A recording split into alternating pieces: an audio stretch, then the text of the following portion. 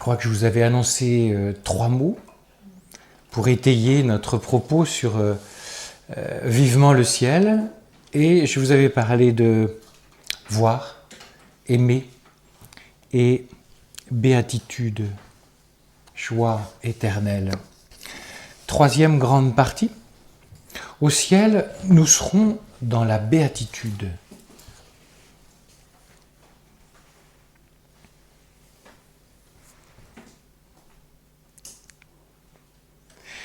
Le ciel, je vous l'ai dit, consiste à voir Dieu. Et pour cela, l'Église utilise une expression un peu technique. Elle parle de vision béatifique. Je vous le rappelle, en fonction de ce qu'on a dit ce matin dans le premier volet, cette vision béatifique n'aura pas grand-chose à voir avec, pas du tout à voir avec un regard froid, posé sur un objet sacré, la vision de Dieu, qui resterait extérieure. Elle nous soulèvera de bonheur. Saint Jérôme écrit « Ils verront Dieu, qui est la véritable joie, Dieu dont la vision est la joie parfaite. » Essayons de balbutier quelques mots à propos de ce bonheur éternel.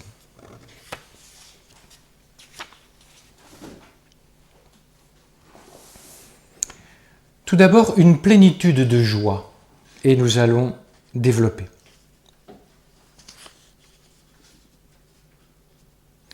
Première note, au ciel, vous avez dû entendre ça dans l'Évangile, le lire, plus de larmes. Exactement, vous trouverez ça dans Apocalypse 21, 4. Dieu essuiera toutes larmes de leurs yeux, de mort il n'y en aura plus, de pleurs, de cris et de peine il n'y aura là plus, car l'ancien monde s'en est allé. Il y a quelques années, j'étais invité à dîner chez un couple ami, vous voyez, style militant, hein, vous voyez ce que je veux dire à peu près? Donc des gens qui ont souvent été très très formés à allez, il faut y aller, il faut s'engager, service des pauvres et tout ça, service de l'autre. Mais parfois la dimension verticale a comme été occultée. Et là, je l'ai un peu vérifié. Vers la fin du repas, c'est souvent là que les choses intéressantes arrivent, entre la poire et le fromage, comme on dit par chez nous.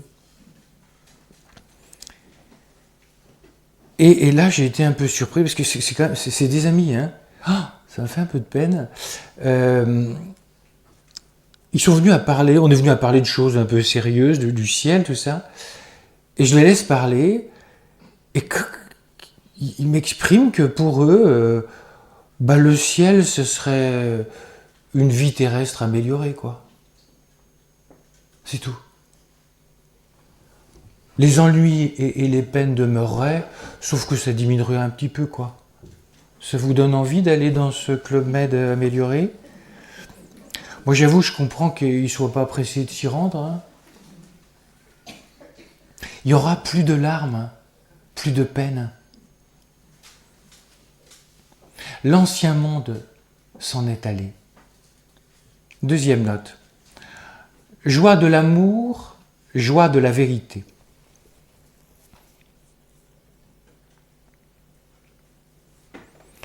Le catéchisme précise que la béatitude là-haut, ce ne sera pas une joie vaguement augmentée. Ce ravissement dépassera toute idée de bonheur que vous pouvez vous faire sur la terre. Mais vraiment, les amis, quand vous allez vivre une joie, je ne sais pas, la joie d'accueillir d'un enfant, la joie de se marier, une joie profonde, c'est rien, c'est rien. Et c'est pourtant quelque chose, vous allez me dire, mais oui, vous avez raison, mais c'est rien par rapport à ce qui va venir. Le catéchisme dit, ce mystère de communion bienheureuse avec Dieu et avec tous ceux qui sont dans le Christ dépasse toute compréhension et toute représentation. À nouveau, vous trouverez beaucoup de choses pour comprendre les choses incompréhensibles de Dieu chez les saints. Et notamment, quand les saints ont rencontré Dieu ou qu'ils ont fait une expérience d'emprise de Dieu, rappelez-vous, je vous ai cité Faustine, c'est pas ah, c'était pas mal ce que je viens de vivre. C'est que la personne a l'impression, quand elle revient sur Terre, que c'est la mort. Voilà. C'est fou. Si au moins ça pouvait guérir notre peur de là-haut. Saint Augustin caractérise le bonheur avec une expression latine, vous voyez bien toujours ramassée, gaudium de veritate, la joie jaillissant de la vérité. Alors vous allez me dire, mais quel est le rapport? C'est parce que nous avons encore une fois une idée très très limitée de la vérité. Il a une belle expression en forme de cri. Qu'est-ce que l'âme désire avec plus de force que la vérité? Les nouveaux convertis peuvent nous aider à comprendre ça. Ils vivent une vie pas forcément malheureuse, hein. Ils font une expérience de Dieu. Ils le disent avec des mots très simples. C'est ça. Voilà. C'est bien, c'est un peu simple. C'est ça. J'ai trouvé, c'est ça. C'est ça la vérité. Et vous comprenez que quand Jésus dit en Jean 14, 6, « Je suis le chemin, la vérité et la vie », c'est pas des vérités simplement de catéchisme, c'est pas des vérités scientifiques.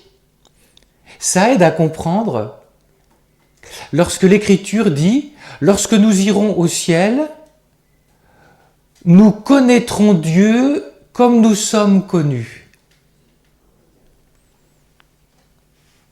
Essayons de percevoir ça. Tout d'abord, on va voir la vérité qui est Dieu lui-même, qui est l'amour infini. Et comme le cœur de l'homme aspire à cela, il va donc trouver un repos là-dedans. Trouver la vérité, c'est trouver le repos. Quand la personne convertie dit « c'est ça », elle dit « ça y est, j'ai trouvé. Je suis arrivé quelque part à bon port. » Et en même temps, elle se trompe puisque ça sera toujours en croissance. Vous voyez, je vous ai parlé Dieu connu et moi, on sera connu. Nous connaîtrons comme nous sommes connus.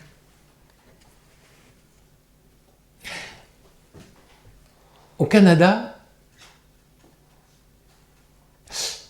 tomber amoureux se dit tomber en amour.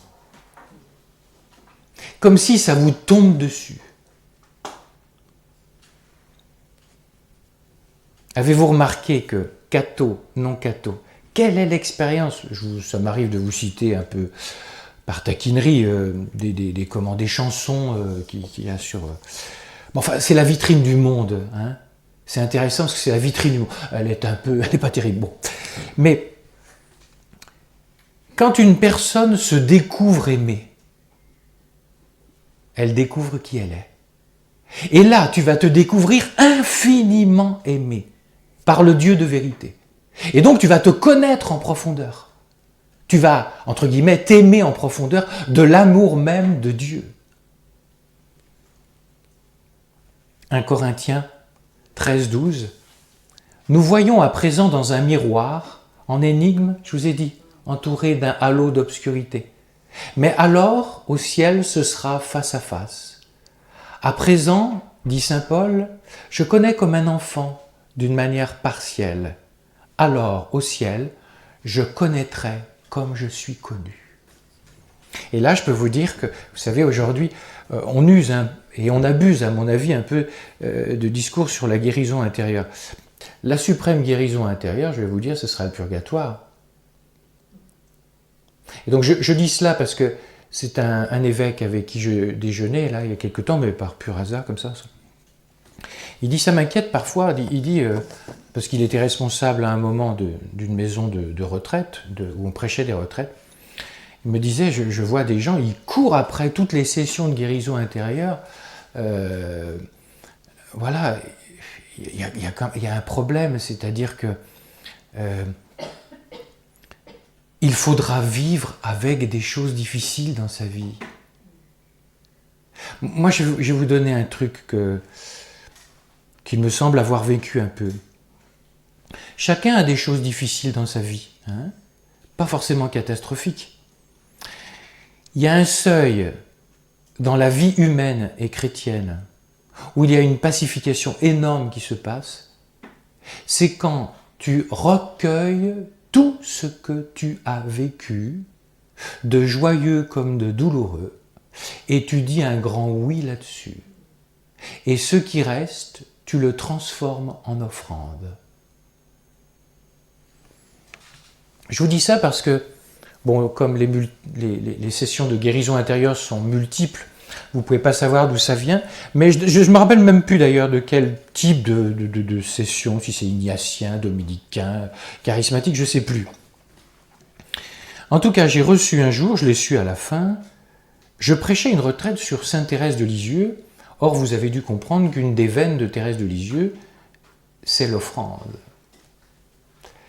Et je reçois à la fin 2 personnes qui sont accompagnateurs de sessions pour être mieux, de sessions de guérison intérieure, d'agapé, je ne sais plus exactement ce que c'est.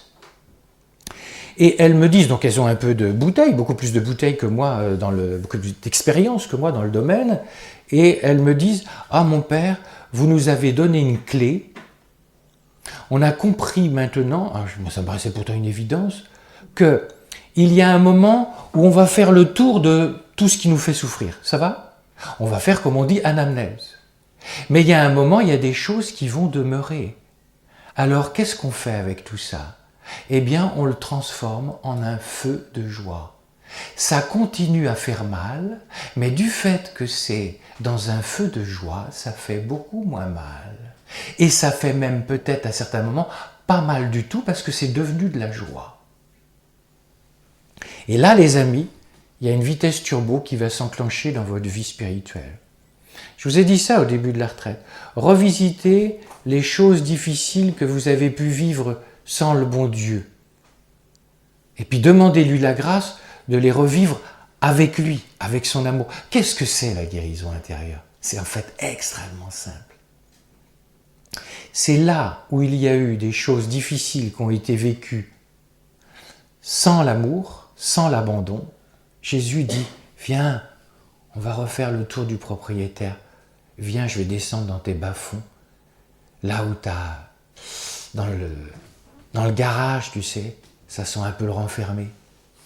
Et on va revisiter. Mais Jésus, je ne veux pas revivre ça, je vais ressouffrir. Oui, mais ça va être avec moi, donc tout va être transformé. Parenthèse. Ensuite, une autre note. Au ciel, nous louerons dans une joie éternelle. Bon, j'ai de la peine à vous en parler parce que Père Franck-Marie, ce matin, nous en a parlé avec beaucoup de feu, comme d'habitude. Pour vous aider sur sa petite taquinerie, je vais pouvoir vous le dire. Quand il a dit c'est pour faire marrer le Père Joël, vous savez, quand il a parlé. C'est parce qu'on a eu une crise de fou rire l'autre jour. Vous savez qu'il était danseur étoile. Hein, donc, et hier à la messe, quand il s'est dressé sur la pointe de ses pieds, j'ai dit « Ah oui, c'est ça, on ne peut pas renier ce qu'on est ». Alors je lui ai rappelé, je ne me suis même pas rendu compte. En tout cas, ce matin, parenthèse, j'espère qu'il ne m'en voudra pas de dire ça, de voir ça sur la vidéo, mais je pense pas, ça lui fera rire aussi. Ce matin, il nous a parlé magnifiquement de la louange. Apocalypse 14, 3. Il chante un cantique nouveau devant le trône et devant les 4 vivants et les vieillards, et nul ne pouvait apprendre le cantique, sinon les 144 000, les rachetés de la terre. Petite parenthèse, 144 000, soyez pas témoins de Jéhovah, s'il vous plaît. Hein, ils prennent ça au pied de la lettre. Donc, vous savez très bien que 12 dans la Bible, c'est un chiffre de plénitude. Donc 12 fois 12, c'est archi-plénitude. Ça veut dire qu'il y aura du monde, quoi. Même si nous sommes persuadés de chanter comme une casserole, ça va, venez avec moi, venez. Dans la béatitude céleste, nous chanterons juste, puisque notre ivresse, notre adoration, notre reconnaissance d'amour sera une participation à la louange même du Saint-Esprit. Je vous ai dit ce matin que nous donnerons Dieu à Dieu. Pensez-vous qu'on va donner Dieu à Dieu par morceaux? Il y a une louange, un gémissement ineffable de l'Esprit Saint à l'intérieur de la Trinité. Nous allons être plongés dans ce fleuve, comme dit Ézéchiel, la vision, je ne sais plus si c'est Ézéchiel 47, quelque chose comme ça. Romains 8, 26, nous ne savons pas prier comme il faut, nous ne savons pas chanter comme il faut, supposons, mais l'Esprit lui-même intercède pour nous en des gémissements ineffables. Toujours dans cette louange éternelle, vous voyez, je tousse parce que c'est la fin de la retraite et il est possible que la voix ait été un petit peu sollicitée. Bien. Au ciel, il n'y a pas un moment où on va dire pour la séance de chant « On pourrait faire une pause, s'il vous plaît ». Non, non. Le psaume 61,9 « Je jouerai sans fin pour ton nom ». Parce que notre voix là-haut ne va pas s'essouffler. Elle ne va pas être un petit peu voilée comme... il n'y aura pas de fatigue de la voix. Saint Augustin a certainement goûté à cette joie sur la terre. Il a un très très beau couplet que vous pouvez lire dans le Bréviaire le matin.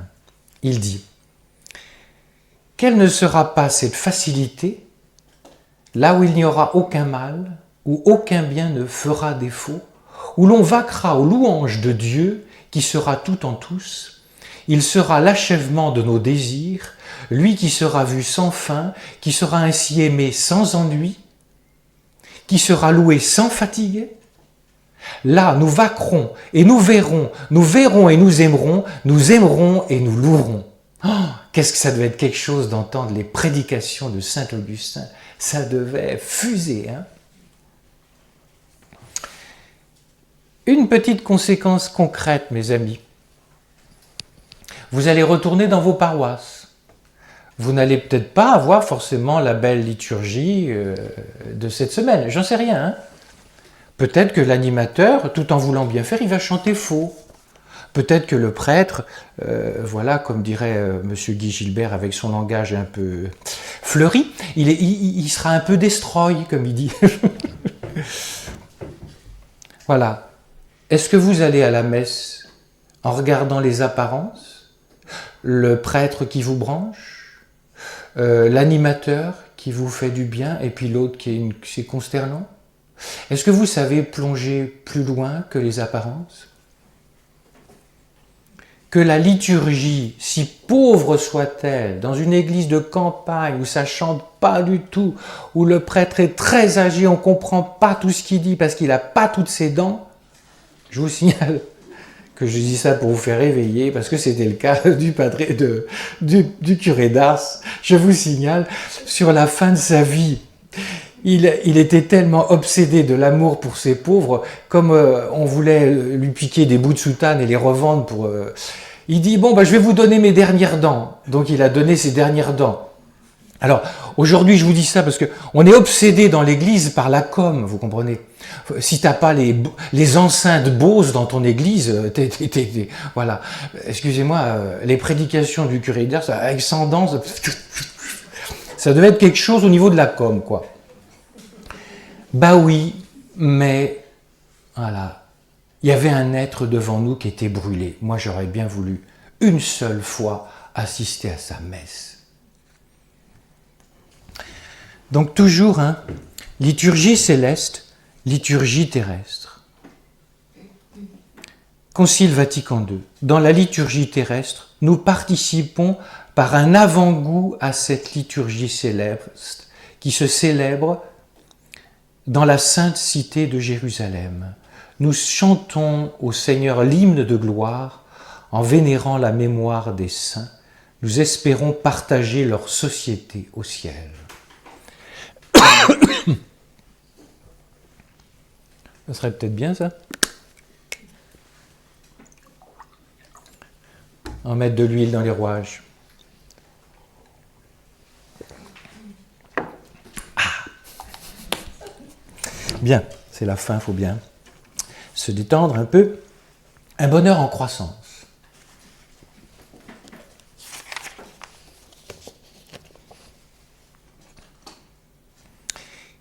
Quelle est la question qui revient souvent lorsqu'il est question du bonheur extatique au ciel? Les gens viennent et disent « Enfin mon père, on sait très bien que l'homme est ainsi constitué. Quand il a un bonheur, il n'est jamais satisfait. Il veut toujours un plus grand. Alors, mais ça sera quoi? Ce sera un bonheur recto-tono là-haut? Mais comment on peut être heureux avec un bonheur recto-tono puisque notre cœur est ainsi fait? On est fait pour la plénitude et l'absolu. Quelques éléments de réponse. Au ciel, tout d'abord, nous aurons du temps.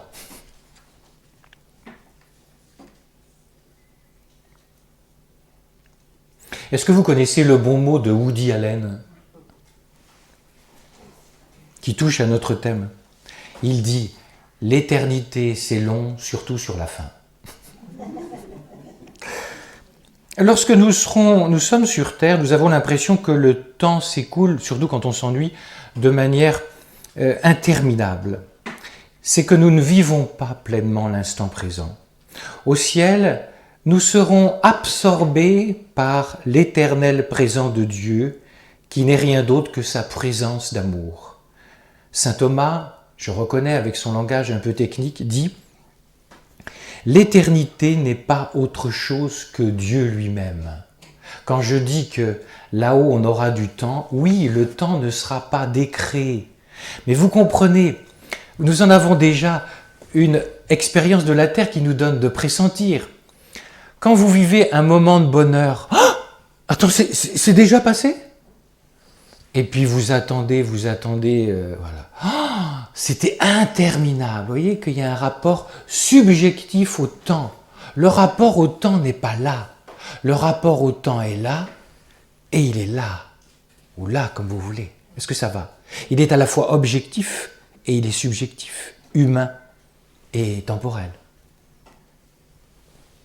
Alors je réponds plus directement à la question. Oui, nous aurons du temps, et ce sera le temps de Dieu, donc son éternité, son instant éternel, qui équivaut à son amour. Et même, en même temps, ce sera un désir sans cesse en croissance. Alors ça donne du vertige, parce qu'on ne peut pas l'imaginer. Oui, on ne peut pas l'imaginer.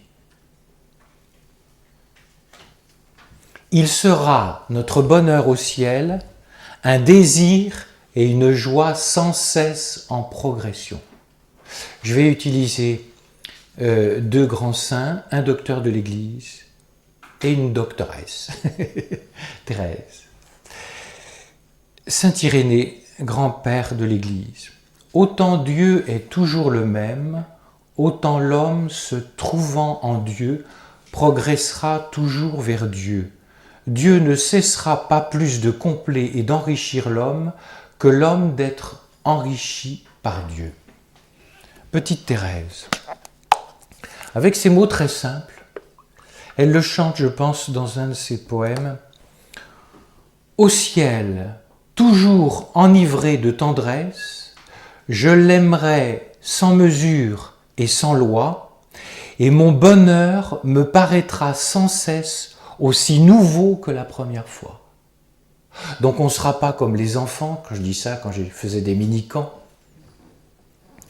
Et donc on faisait une activité, je sais pas quoi, un grand jeu, et puis après on allait à la piscine, après on allait faire l'adoration, je sais pas quoi. Et on entendait « Mon père, et qu'est-ce qu'on fait après ?»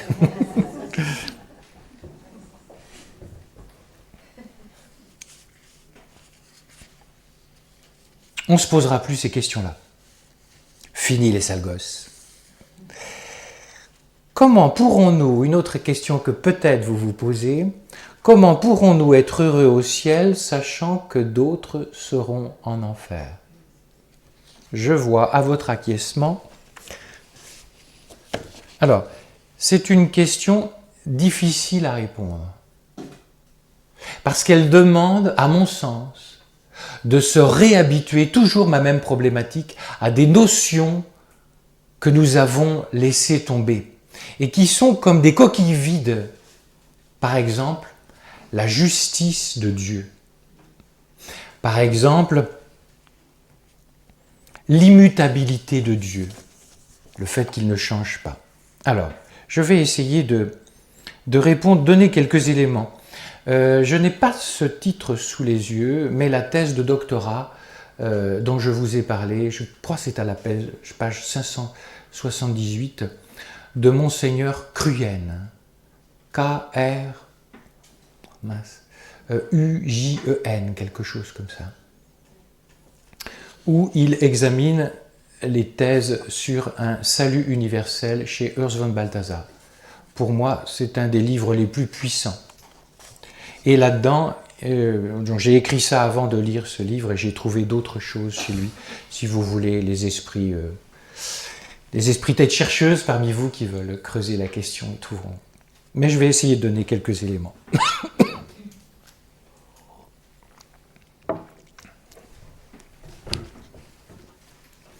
L'argument principal. Mon père, comment je vais faire pour être heureux si, par exemple, un être que j'aime, je vais arriver, et t'es où? T'es pas là? Ah mince, t'es là-bas? T'es en enfer? Bien. Se poser cette question-là nécessite de se poser une question en amont. Comment Dieu fait-il pour être heureux avant que les hommes soient nés, du fait que les créatures qu'il aime, qui s'appellent les anges, l'ont refusé et qu'ils ont créé l'enfer et ils y sont dedans? Ça va? Est-ce que ça va? Quand vous vous posez la question pour l'homme, comment fera-t-il pour être heureux? La première question à se poser pour comprendre, c'est de se poser la question, de se mettre dans la peau de Dieu. Comment Dieu fait-il pour être heureux alors que simplement les anges qu'il aime se sont séparés de lui pour l'éternité? Et c'est là que se trouve la clé de la réponse. Alors vous allez me dire, mais alors Dieu il souffre? Oui et non. Maintenant, les amis, parce que je sais c'est très à la mode, Père Découvement a écrit un très beau livre là-dessus. Dieu souffre-t-il? Nous devons marquer que Dieu ne souffre pas comme les hommes. Il est Dieu et il n'est pas un homme. Osée 11, 2. Origène, un grand-père de l'Église, dit « Si Dieu souffre, c'est en quelque sorte. » C'est-à-dire, en fait, on ne peut pas trop comprendre. Je vais essayer de dire des choses. Dieu, tout-puissant en amour et sans limite, est capable d'intégrer en lui la souffrance des hommes sans que ça l'atteigne, sans que ça le mette en dépression, sans que ça lui mette le moral dans les chaussettes. Ben, vous avez dit quoi? Il est Dieu. Vous savez, pour essayer de comprendre si Dieu souffre, il faudrait se mettre au-dessus de Dieu. Tu ne le peux pas. Vous comprenez qu'il n'y a que l'adoration humble, la contemplation humble.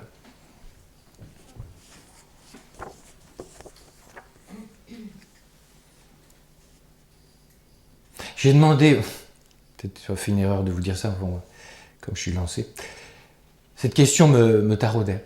J'ai rencontré une âme mystique qui a quelques appointances avec le bon Dieu, pour parler simplement. Et je lui ai dit, vous voudriez demander à Jésus, j'arrive pas à comprendre.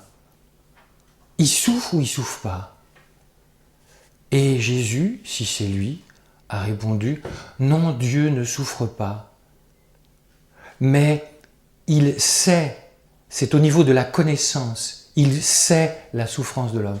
Mais cela ne l'atteint pas dans son être, au sens « Oh là là, ils sont pas bien, oh je suis pas bien, est-ce que ça va ?» Ben, vous allez me dire « Mais il est Dieu. » Je vais utiliser une image. Le cœur du Père Joël ressemble à un verre d'eau, tiens. Mettez une dose de cyanure que, paraît-il, Napoléon, puisqu'on ne parle pas mal de lui en ce moment, mettait pour, en cas d'empoisonnement. Hein? Voilà, c'est comme ça, et vous mettez une toute petite dose. Le Père Joël boit. Ouais.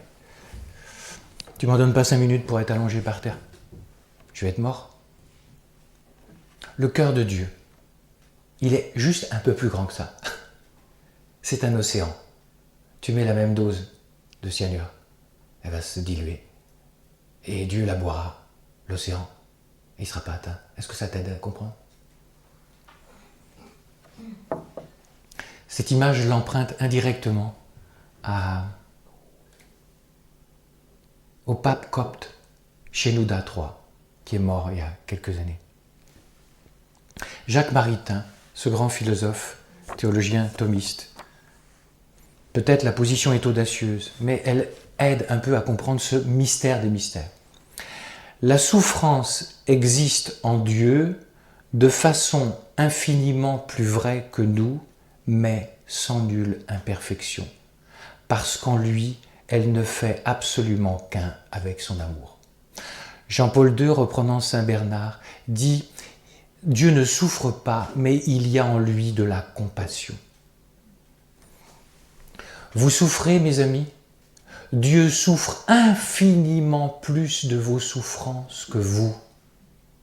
Et j'ajoute aussitôt, sinon je serais hérétique, sans que cela atteigne sa gloire, sa joie, son immutabilité. Mais mon Père, vous vous contredisez, vous avez d'une certaine manière raison.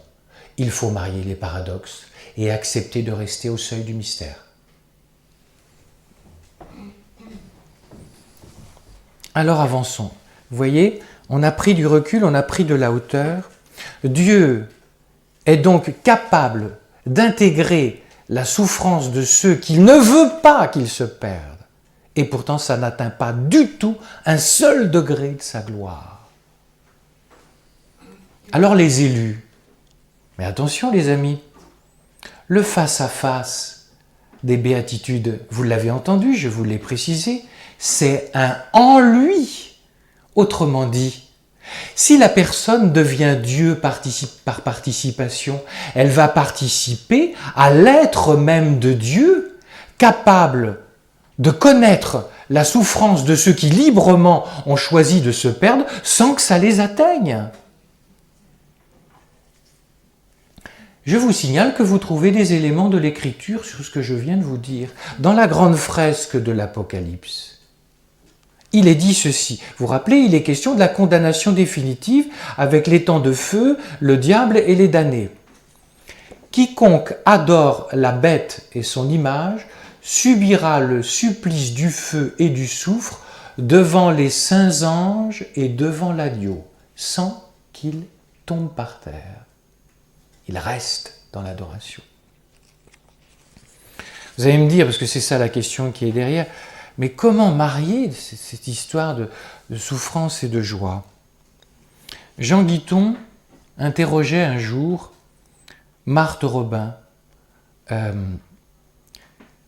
mais il lui dit, parce qu'il a assisté aux passions le jeudi et vendredi, et il paraît que c'est très dur à voir. Hein.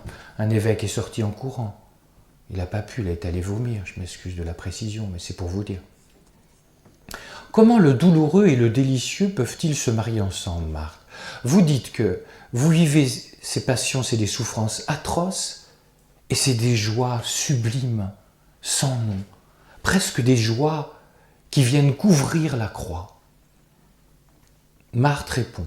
C'est là qu'on voit que c'est du bon Dieu, ces réponses, c'est inspiré. Quand vous dites délicieux, vous pensez sans doute à quelque chose de sensible, à un plaisir, à une joie humaine. C'est pas du tout ça. C'est une joie vive, une joie divine, une joie intérieure. C'est une souffrance extrême, insupportable, mais c'est une souffrance qui est extrêmement douce. Tant que nous n'aurons pas vécu ça, nous ne comprendrons pas. En gros, c'est un amour porté à une telle température qu'il y a quelque chose comme de l'or en fusion, et puis toutes les miasmes, elles sont là, mais elles sont dedans, et en même temps ça n'atteint pas l'or en fusion. Les miasmes ne viennent plus corrompre. Au ciel, nous allons vivre d'une manière décuplée, nous allons participer au bonheur de Dieu en sachant que d'autres êtres auront choisi sciemment l'éternellement, l'enfermement éternel. Je voudrais dire quelque chose pour terminer, vous le trouverez développé chez Monseigneur Cruyenne. Vous voyez, à force de parler de Dieu comme d'un amour, de la miséricorde et très peu de la justice, on finit par plus rien comprendre. Or, l'enfer, ça accomplit la justice de Dieu, puisque rappelez-vous, le premier mot de l'amour envers la créature de la part de Dieu, c'est « tu es libre de m'aimer en retour ». Et donc, quand la personne choisit cela, elle choisit son bonheur en forme de malheur. Tu peux pas comprendre, moi non plus je ne comprends pas. Et il y a un accomplissement de la justice. Et il y a quelque chose, un contentement de la justice. Voilà. Je ne le veux pas, tu le veux. Ma justice, c'est l'accomplissement de ta volonté. Je voudrais, mais j'ai pas trop le temps, il y a un très très beau développement aussi, c'est que dans le Monseigneur Cruyenne, il cite quelques passages de l'Écriture où il est dit que les damnés seront exclus. C'est-à-dire, ils échapperont à notre connaissance. Ils ne feront plus partie de notre connaissance, parce qu'ils se seront exclus eux-mêmes.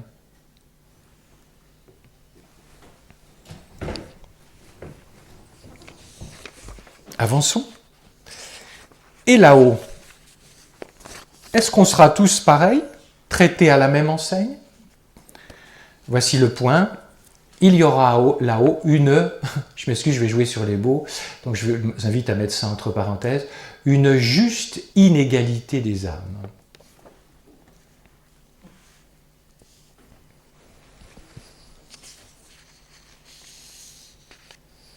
Bon, ça va certainement vous parler, parce que vous en avez entendu, il en a été question. Petite Thérèse, si vous avez lu ses écrits, s'offusque très jeune de l'inégalité des âmes qui sont dans la gloire céleste. Elle dit, toute petite, c'est là qu'on voit que c'est vraiment une tête chercheuse. Une fois, je m'étonnais de ce que le bon Dieu ne donne pas une gloire égale dans le ciel à tous les élus, et j'avais peur que tous ne soient pas heureux. Dès qu'on entend inégalité, surtout aujourd'hui, avec l'idéologie égalitaire, dès qu'on entend le mot inégalité, on pense lutte des classes. On pense heureux, moins heureux, pas heureux. Monsieur Marchais aurait été là, il aurait dit c'est un scandale. Il nous faut parler de méritocratie. Monsieur Sarkozy en a parlé, nous en parlerons spirituellement. Il n'y a pas qu'en politique que la méritocratie existe. Encore une notion qui a été évacuée du discours de la prédication et qui rend incompréhensibles les choses. On parle très très peu des mérites aujourd'hui, parce que soi-disant c'est contaminé. Vous avez une manière caricaturale de parler des mérites. Les gens vont faire de l'ascèse, de la mortification, etc. Et la caricature, c'est avoir une vision capitaliste des choses. En gros, je vais me préparer une retraite, un peu comme à l'américaine, quoi. Je vais me capitaliser des mérites.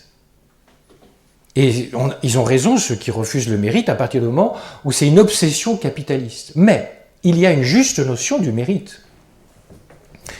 C'est simple, vous êtes sur la terre, vous avez passé la première partie de votre vie à maugréer, à refuser, à grogner, à vous révolter.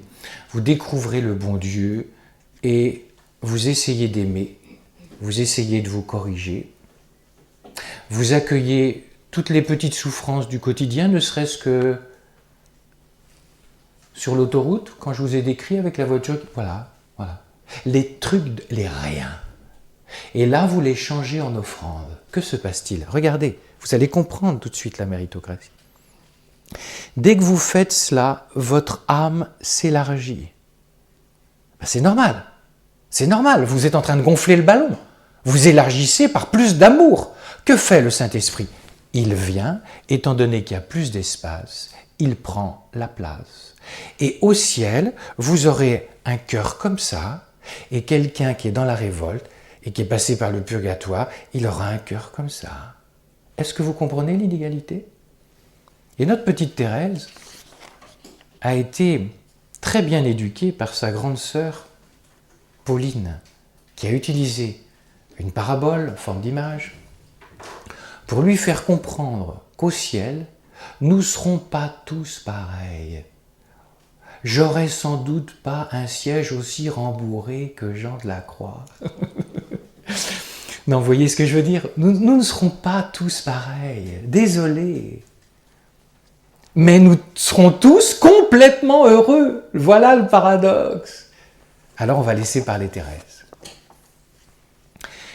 Thérèse, la petite dernière, pose cette question-là, et Pauline, qui est la grande sœur, s'en va dans la cuisine chercher le petit verre à dés de Thérèse et le grand verre de papa Louis Martin. Pauline me dit d'aller chercher le grand verre à papa et de le mettre à côté de mon petit dé, puis de les remplir tous les deux d'eau, et ensuite elle me demanda lequel était le plus plein. Je lui dis qu'ils étaient aussi pleins l'un que l'autre, et qu'il était impossible de mettre plus d'eau, qu'ils n'en pouvaient contenir. Ma mère chérie, Pauline, me fit alors comprendre qu'au ciel, le bon Dieu donnerait à ses élus autant de gloire qu'ils en pourraient contenir, et qu'ainsi le dernier n'aurait rien à envier au premier.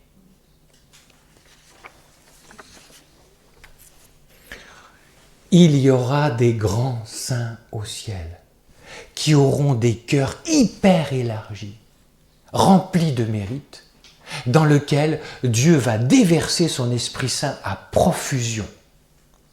Ils seront complètement pleins, ils seront pleins de joie, ils seront très heureux. Moi, je vais arriver avec mon cœur étriqué, Esprit Saint va tout remplir, oui, à vue humaine, avec les vues de M. Marchais ou de M. Marx, c'est de la lutte des classes, c'est pas normal, hein? Mais on sera tous les deux pleins, et jamais un petit saint, parce qu'il y aura que des saints, hein, jamais un petit saint, pourquoi il en a plus que moi sur la tartine, hein? Non, non, non. Thérèse.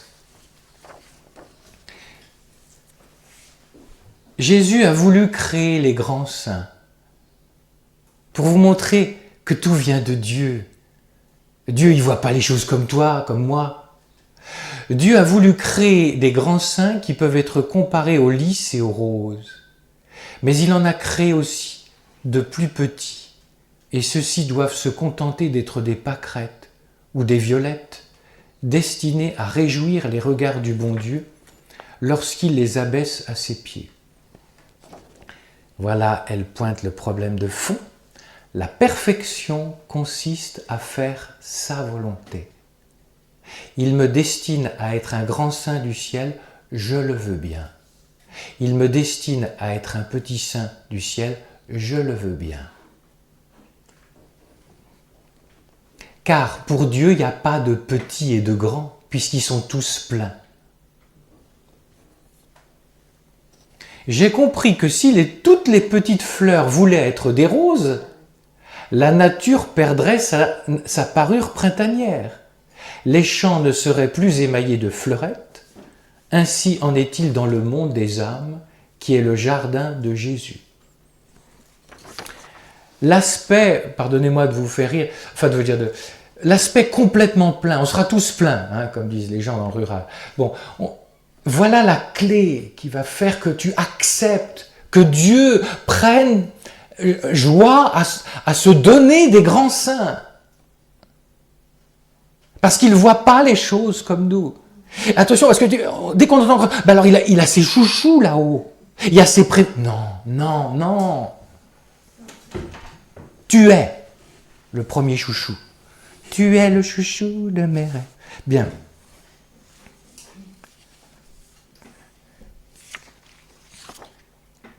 bien fait de méditer le ciel pour aujourd'hui, il est l'heure. Je vais terminer par un point qui peut être important.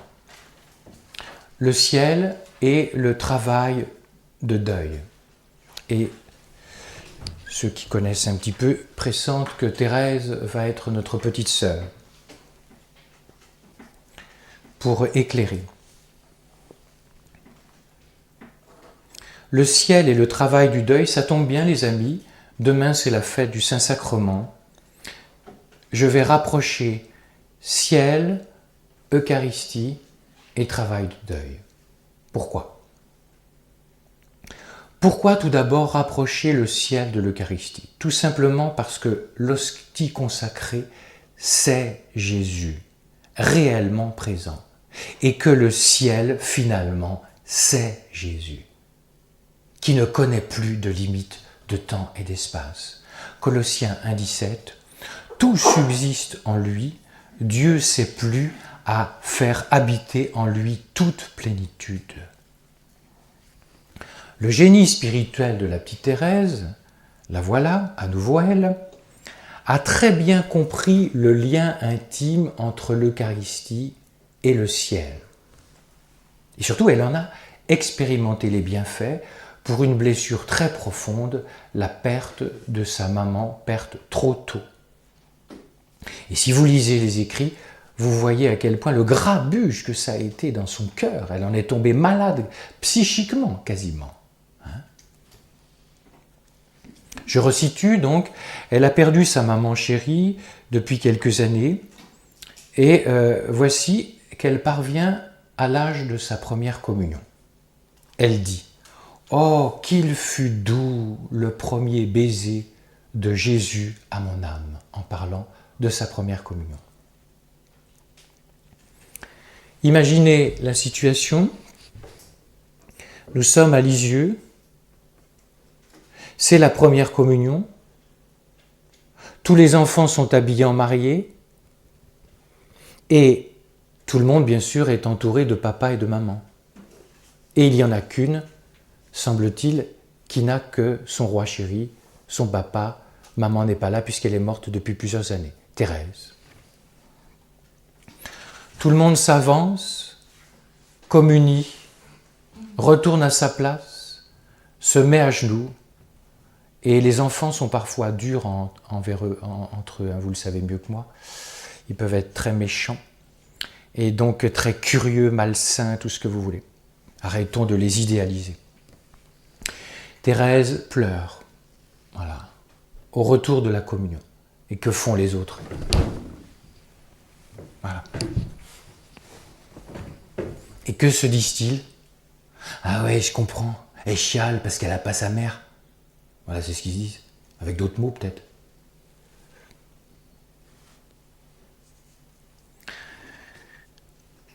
Est-ce que Thérèse pleure parce que maman n'est pas là le jour de sa première communion ? Écoutez-la. Sa joie, en parlant d'elle-même, était trop grande, trop profonde, pour qu'elle pût la contenir. Des larmes délicieuses m'inondèrent, bientôt au grand étonnement de mes compagnes, qui plus tard se disaient l'une à l'autre « Pourquoi donc a-t-elle pleuré ? N'avait-elle pas quelque chose qui la gênait ?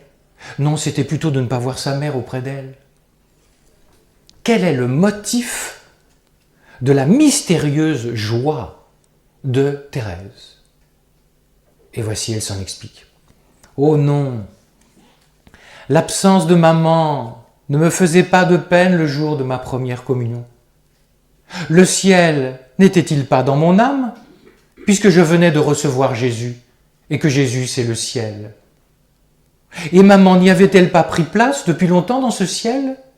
Ainsi, en recevant la visite de Jésus dans l'Eucharistie, dans l'hostie, je recevais aussi celle de ma mère chérie, qui me bénissait, se réjouissant de mon bonheur. » Mes amis, pour qui le deuil est encore difficile, ce n'est pas le Père Joël qui vous dira de ne pas aller au cimetière. Allez-y, maman elle y va régulièrement, pour papa. Et mes frères aussi, ça. Bon.